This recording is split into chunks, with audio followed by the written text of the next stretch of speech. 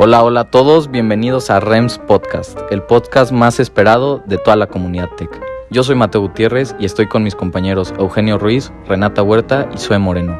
En el podcast de hoy estaremos hablando de un tema muy trascendente en la historia y también bastante polémico.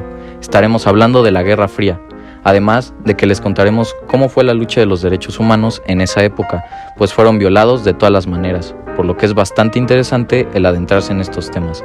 A continuación, les daremos el contexto histórico de la Guerra Fría. ¿Cuál fue la lucha de los derechos humanos? Antes de encontrar la respuesta concreta a la pregunta planteada, debemos recordar el porqué de la Guerra Fría. Entender la razón por la que esta es considerada por los historiadores como prácticamente la consecuencia del imperialismo de las naciones, la misma que llevó a conflictos anteriores, inclusive algunos actuales que se han extendido a través de los años. Como antecedentes encontramos en 1917 el triunfo de la Revolución Rusa, que es de los primeros eventos que provocó oraciones dentro de las relaciones entre Estados Unidos y la Unión Soviética, porque se alegaba que debía ser removido a la fuerza un sistema planteado por el economista Carlos Marx, establecido por el gobierno estadounidense con el fin de encontrar una sociedad utópica que seguía con los ideales socialistas.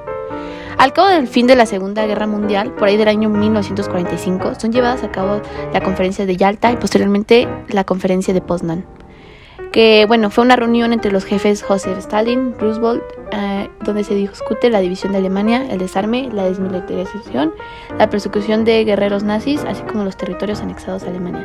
Pero sobre todo, y lo más importante, la creación en octubre de las Naciones Unidas. Hubo varios derechos humanos por los cuales los jóvenes de ese entonces estaban luchando, y por ello hicieron otras cosas para que así los pudieran escuchar y entender de lo que ellos estaban sufriendo. Uno de los derechos humanos que pelearon los jóvenes fueron libertad de expresión, el derecho a la democracia, un mundo justo y libre y el derecho a jugar. Inclusive, desglosando el nombre podemos obtener un rico análisis del conflicto. Se llamó Guerra Fría ya que ninguna nación en potencia tomó alguna acción directa contra la otra.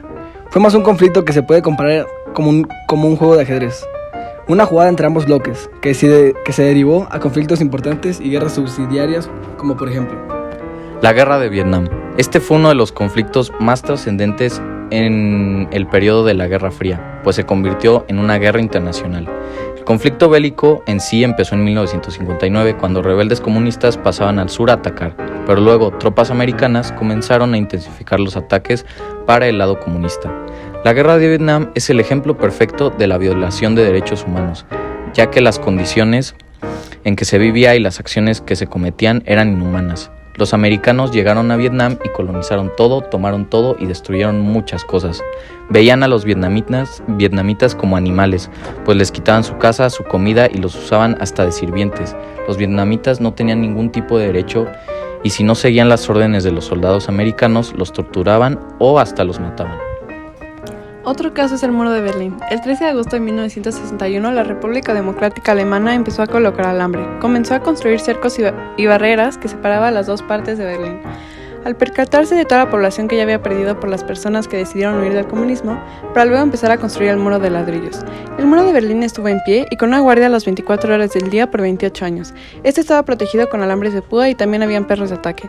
Entre 1961 y 1989, aproximadamente 5.000 personas intentaron escapar y todas estas lo lograron hacer con éxito. Por esta razón, en el muro de Berlín se empezó a tener mucha más seguridad en la que ya tenía. Se utilizaron diferentes métodos para evitar que todas estas personas huyeran. Uno de los métodos que era conocido como la Franja de la Muerte, que tenía la finalidad de prevenir que las personas escaparan. Utilizaban diferentes obstáculos letales, tales como púas, minas, etc. Esta franja estaba separada por unas torres de vigilancia, patrullas que eran acompañadas por perros, sistemas de alarmas y diferentes armas que estaban en función las 24 horas del día.